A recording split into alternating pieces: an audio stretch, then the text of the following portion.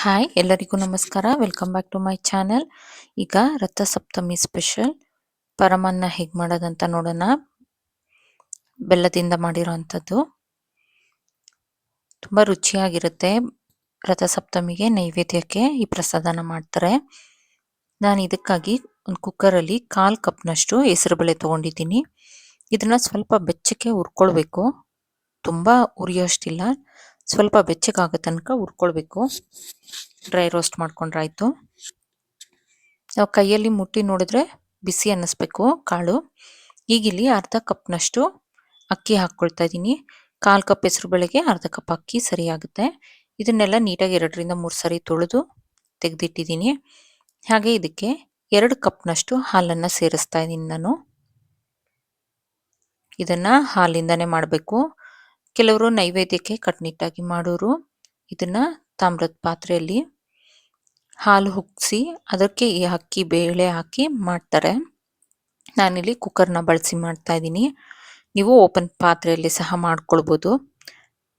2 whistle ತಗೊಳ್ಳೋಣ. ಇಲ್ಲಿ ನಾನು 1 ಕಪ್ನಷ್ಟು ಬೆಲ್ಲನ ಒಂದು ಪಾತ್ರೆಗೆ ಹಾಕಿ ಇಟ್ಕೊಳ್ತಾ ಇದ್ದೀನಿ. ಇದಕ್ಕೆ 1/4 ಕಪ್ನಷ್ಟು ನೀರನ್ನು ಸೇರಿಸ್ಕೊಳ್ಳೋಣ.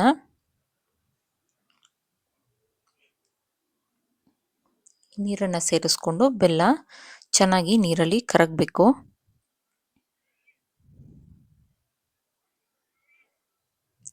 ಬೆಲ್ಲ ಈ ಥರ ಚೆನ್ನಾಗಿ ಕುದಿಸಿ ಪಾಕ ಬರೋ ಥರ ಮಾಡಿ ಅದನ್ನು ಹಾಕ್ಕೊಳ್ಳೋದ್ರಿಂದ ಪ್ರಸಾದ ಟೇಸ್ಟ್ ಚೆನ್ನಾಗಿರುತ್ತೆ.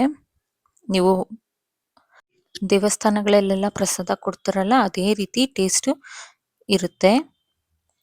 ಚೆನ್ನಾಗಿ ಕುದಿಸ್ಬೇಕು. ಒಂದು 5ರಿಂದ 6 ನಿಮಿಷ ಕುದಿಸ್ಕೊಂಡ್ರೆ ನಿಮಗೆ ಸ್ವಲ್ಪ ಗಟ್ಟಿ ಆಗುತ್ತಿದು.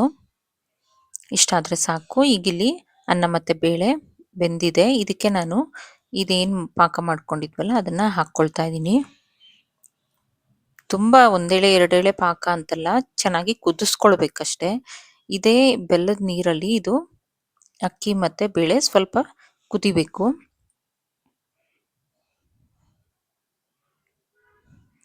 ಈ ಥರ ಚೆನ್ನಾಗಿ ತಿರುಗಿಸ್ಕೊಟ್ಟು ಕುದಿಸ್ಕೊಳ್ಳೋಣ. ಈಗಿದು ನೋಡಿ ಬೆಲ್ಲದ ನೀರಲ್ಲಿ ಕುದೀತಾ ಇದೆ. ಈಗ ಇದಕ್ಕೆ ನಾನು ಅರ್ಧ ಕಪ್ನಷ್ಟು ಹಾಲನ್ನು ಸೇರಿಸ್ಕೊಳ್ತೀನಿ. ಇದಕ್ಕೆ ನಾನು ಎಲ್ಲೂ ನೀರನ್ನು ಸೇರಿಸ್ತಾ ಇಲ್ಲ. ಹಾಲಿಂದನೇ ಮಾಡೋದ್ರಿಂದ ರುಚಿ ತುಂಬ ಚೆನ್ನಾಗಿರುತ್ತೆ. ಹಾಗೆ ಈ ನೈವೇದ್ಯ ಹಾಲಿಂದನೇ ತಯಾರಿಸ್ಬೇಕು. ಈ ಥರ ಚೆನ್ನಾಗಿ ಮಿಕ್ಸ್ ಮಾಡ್ಕೊಡೋಣ. ಇದನ್ನು ಕುದಿಯೋಕ್ಕಿಟ್ಟು ಈಗ ಒಂದು ಒಗ್ಗರಣೆ ಪಾತ್ರೆಯಲ್ಲಿ ನಾನಿಲ್ಲಿ ತುಪ್ಪ ತೊಗೊಂಡಿದ್ದೀನಿ. ಒಂದು 1/4 ಕಪ್ನಷ್ಟು ತುಪ್ಪ, ಹಾಗೆ ಸ್ವಲ್ಪ ಗೋಡಂಬಿ. ಇದನ್ನು ಫ್ರೈ ಮಾಡಿಕೊಡೋಣ. ಸ್ವಲ್ಪ ಹೊಂಬಣ ಬರೋ ತನಕ ಫ್ರೈ ಮಾಡಬೇಕು. ಇದಕ್ಕೀಗ ನಾನು ದ್ರಾಕ್ಷಿ ಸೇರಿಸ್ತಾ ಇದ್ದೀನಿ. ದ್ರಾಕ್ಷಿ ಗೋಡಂಬಿ ಸ್ವಲ್ಪ ಬಿಸಿ ಮಾಡ್ಕೊಳ್ಳೋಣ. ಇದು ಫ್ರೈ ಆಗಿದೆ. ಈಗ ನಾನು ಏನು ಕುಕ್ಕರ್ಗೆ ನಾವು ಹಾಲೆಲ್ಲ ಸೇರಿಸಿ ಬೇಕಿಟ್ಟಿದ್ವಲ್ಲ ಅದಕ್ಕೆ ಇದನ್ನು ಹಾಕ್ಕೊಳ್ತಾ ಇದ್ದೀನಿ. ಹಾಕ್ಕೊಂಡು ಚೆನ್ನಾಗಿ ತಿರುಗಿಸ್ಕೊಡೋಣ. ಏಲಕ್ಕಿ ಅಷ್ಟೇ ಫ್ರೆಶ್ ಆಗಿ ಕುಟ್ಟಿ ಹಾಕಬೇಕು. ನಾನಿಲ್ಲಿ ಸಿಪ್ಪೆ ಸಮೇತ ಕುಟ್ಟಿ ಹಾಕ್ತಾ ಇದ್ದೀನಿ. ಹೀಗೆ ಹಾಕೋದ್ರಿಂದ ಫ್ಲೇವರ್ ಚೆನ್ನಾಗಿರುತ್ತೆ. ಕೊನೆಯದಲ್ಲಿ ಇದಕ್ಕೆ ಒಂದು ಸೀಕ್ರೆಟ್ ಇಂಗ್ರೀಡಿಯೆಂಟ್ ಅಂದರೆ ಪಚ್ಚಕರ್ಪೂರ. ನೋಡಿ, ಪಚ್ಚಕರ್ಪೂರ ಸ್ವಲ್ಪನೇ ಸ್ವಲ್ಪ, ಒಂದು ಪಿಂಚಷ್ಟು ಹಾಕಿದ್ರೆ ಸಾಕು ಪುಡಿ.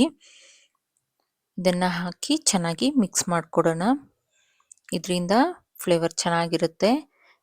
ನೀವು ಟ್ರೈ ಮಾಡಿ ನೋಡಿ ರಥಸಪ್ತಮಿಗೆ ನೈವೇದ್ಯಕ್ಕೆ. ಈ ವಿಡಿಯೋ ಇಷ್ಟ ಆದಲ್ಲಿ ಲೈಕ್, ಶೇರ್ ಆ್ಯಂಡ್ ಸಬ್ಸ್ಕ್ರೈಬ್ ಮಾಡಿ. Thank you for watching.